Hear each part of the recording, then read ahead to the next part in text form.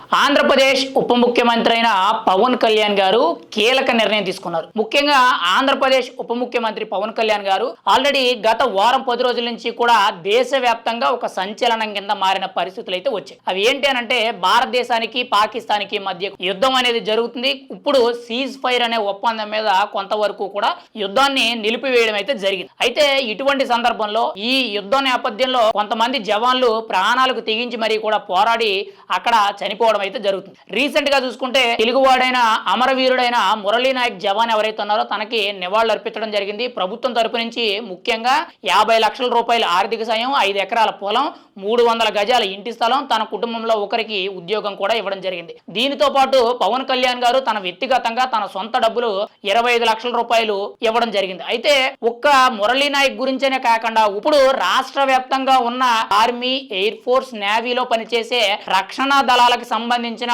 సైనికులు ఎవరైతే ఉన్నారో వీళ్ళందరికీ కూడా రాష్ట్ర ప్రభుత్వం తరపు నుంచి ఒక సంచలనమైన నిర్ణయం తీసుకున్నారు. అదేంటి అని అంటే ప్రతి గ్రామంలో, ప్రతి ఊర్లలో రాష్ట్ర వ్యాప్తంగా ఉన్న ఈ 3 రక్షణ దళాల్లో ఉన్న సైనికులు ఎవరైతే ఉన్నారో వాళ్ళకి ఆస్తి పన్ను అనేది, అంటే ఇంటి పన్ను ఏదైతే ఉంటుందో అదంతా కూడా ఇంకా లైఫ్ టైం వాళ్ళకి మినహాయింపు, అంటే ఇంకా ఎప్పుడు కూడా వాళ్ళు ఆస్తి పన్ను కట్టనవసరం లేదని చెప్పి రాష్ట్ర ప్రభుత్వం తరపు నుంచి పంచాయతీరాజ్ శాఖ అండ్ గ్రామీణ అభివృద్ధి శాఖ మంత్రిగా పవన్ కళ్యాణ్ గారు అయితే నిర్ణయం తీసుకోవడం జరిగింది. అంటే ఇప్పుడు గ్రామాల్లో ఏదైతే ముఖ్యంగా మనకి ఉత్తరాంధ్ర జిల్లాల్లో కీలకంగా చూసుకుంటే విశాఖ, విజయనగరం, శ్రీకాకుళం ఈ 3 జిల్లాల్లో చాలా ఎక్కువ మంది ముఖ్యంగా ఆర్మీ, ఎయిర్ ఫోర్స్, నేవీకి సంబంధించిన త్రివిధ దళాల్లో రక్షణ సైనికులుగా పనిచేయడం జరుగుద్ది. ఇంకా మిగిలిన చోట్ల కూడా ఉంటారు, కానీ ఎక్కువ శాతం మంది ఈ ఏరియా నుంచి వెళ్తారు. అయితే ఇలా పల్లెటూరులో ముఖ్యంగా గ్రామాల్లో ఉన్న సైనికులు ఎవరైతే ఉన్నారో వాళ్ళందరికీ కూడా వాళ్ళ ఇంటికి కట్టవలసిన ఇంటి పన్ను ఏదైతే ఉందో అది ఎంత పెద్ద ఇల్లు అయినా కానీ, ఎంత చిన్న ఇల్లు అయినా కానీ వాళ్ళకి ఆస్తి పన్ను అనేది ఓవరాల్ గా ఆస్తి పన్ను అనేది ఇంకా పూర్తిగా కూడా కట్టనవసరం లేదు అని చెప్పి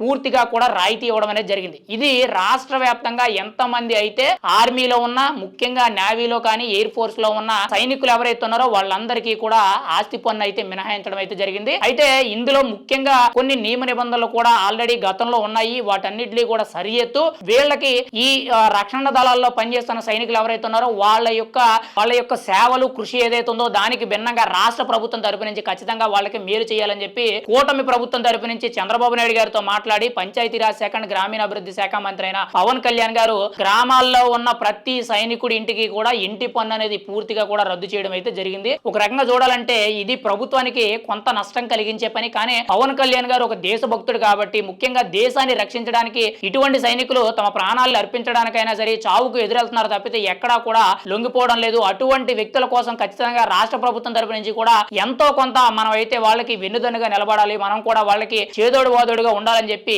ఉప ముఖ్యమంత్రి పవన్ కళ్యాణ్ గారు అయితే ఈ సంచలనమైన నిర్ణయం తీసుకోవడం జరిగింది. ఎప్పటి నుంచి కూడా కీలకంగా చూసుకుంటే రాష్ట్ర వ్యాప్తంగా ఉన్న త్రివిధ దళాల్లో ఉన్న రక్షణ సైనికులు ఎవరైతే ఉన్నారో వీళ్ళందరికీ కూడా వాళ్ళ గ్రామాల్లో సంబంధించిన, వాళ్ళ ఆస్తులకు సంబంధించిన ఇంటి పన్ను ఎంతైతే ఉంటుందో అదంతా కూడా మినహాయింపు అని చెప్పి చాలా క్లియర్ కట్ గా చెప్పడం జరిగింది. ఇంకా పూర్తి వివరాలు అనేవి ప్రభుత్వానికి సంబంధించిన అధికారులు అయితే పూర్తి స్థాయిలో ఆల్రెడీ పంచాయతీరాజ్ శాఖ అధికారులు కానీ, ఇటు గ్రామీణ అభివృద్ధి శాఖ అధికారులు కానీ పవన్ కళ్యాణ్ గారు చాలా గట్టిగా ఆదేశాలు జారీ చేయడం జరిగింది. ఏది ఏమైనా సరే పవన్ కళ్యాణ్ అనే వ్యక్తి ఒక దేశభక్తుడు కాబట్టి దేశాన్ని రక్షించడానికి ఒక సైనికుడు ఎంతైతే కృషి చేస్తారో ఆ కృషికి ఖచ్చితంగా తగ్గగా ప్రతిఫలం అనేది కల్పించాలి. కాబట్టి వాళ్ళకి, వాళ్ళ కుటుంబ సభ్యులకి ఎంతో కొంత ప్రభుత్వం తరపు నుంచి ఆధారితం ఉండాలి. కాబట్టి పవన్ కళ్యాణ్ గారు ఇటువంటి కీలక నిర్ణయం తీసుకోవడం అయితే జరిగిందని చెప్పి ప్రతి ఒక్కరు కూడా ఆయన్ని హర్షించడం అయితే జరుగుతుంది. ఏది ఏమైనా సరే ఉప ముఖ్యమంత్రి పవన్ కళ్యాణ్ గారు తీసుకున్న నిర్ణయం అనేది చాలా మంచిదనేటట్టు సోషల్ మీడియా అంతా కూడా ఇప్పుడు ఈ న్యూస్ అనేది పెద్దగా వైరల్ అవడం జరుగుతుంది.